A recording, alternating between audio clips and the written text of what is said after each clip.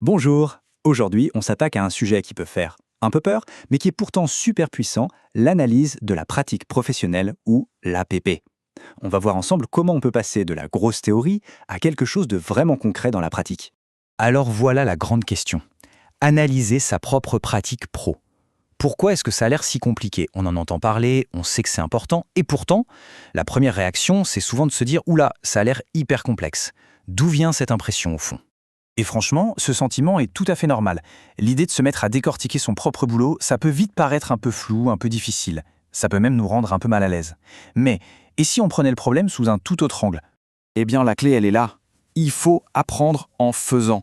Au lieu de voir ça comme un truc hyper théorique, purement intello, la vraie solution, c'est de se lancer, de l'expérimenter. En fait, c'est en vivant le truc qu'on finit par le piger.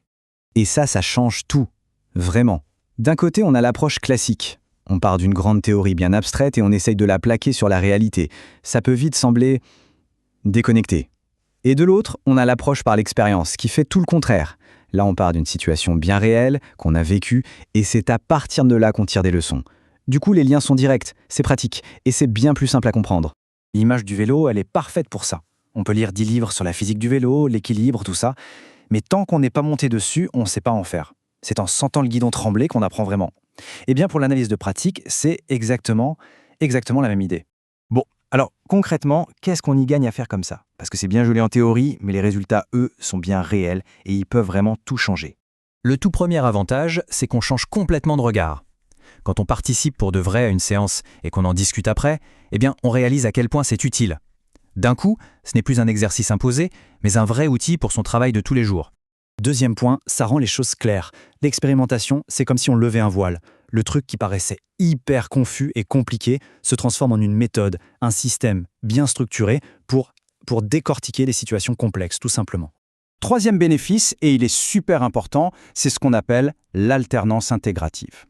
En gros, la théorie, ce n'est plus un truc à apprendre par cœur. Ça devient une sorte de boîte à outils, on pioche dedans pour comprendre ce qu'on vient de vivre. La question n'est plus quelle théorie je dois appliquer, mais plutôt quelle théorie peut m'éclairer sur cette situation. Le savoir devient un vrai allié. Et enfin, le quatrième point, on voit à quoi ça sert, pour de vrai. L'analyse de pratique s'arrête d'être vue comme du travail en plus, comme une corvée. Ça devient une méthode puissante pour grandir dans son métier, pour s'améliorer. Bref, c'est un investissement sur soi. Évidemment, on ne se lance pas là-dedans tout seul, à l'aveugle. Pour que ça marche, il y a deux soutiens qui sont absolument essentiels. Et ces deux soutiens, ils fonctionnent ensemble. D'un côté, il y a l'animateur, le guide. Son rôle, c'est de poser les bonnes questions, de relancer la discussion. Et de l'autre côté, il y a la théorie. Un socle solide qui nous donne des outils, des cadres pour comprendre ce qui se passe. L'un guide le chemin, l'autre fournit la carte. Et quand on parle de théorie, attention, ce n'est pas un truc vague. On parle de puiser dans des domaines très concrets, comme la psychologie clinique, la psychosociale, la psychanalyse ou même l'éthique. Tous ces champs nous donnent des grilles de lecture vraiment puissantes pour décoder ce qui se joue au travail. Alors, au bout du compte, quel est l'effet de tout ça? Eh bien, c'est simple. Ça transforme complètement notre façon de voir le travail. Et c'est une transformation majeure. Le boulot n'est plus seulement un endroit où on est productif. Ça devient quelque chose de plus, un lieu d'apprentissage, un lieu d'échange, un véritable écosystème. En fait, c'est bien plus qu'une simple nouvelle compétence. C'est un nouvel état d'esprit. On se met à apprendre de chaque situation.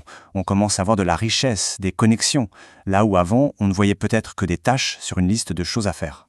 Et ça nous laisse avec cette question pour finir, et si chaque situation au travail, même la plus compliquée, était en fait une occasion d'apprendre?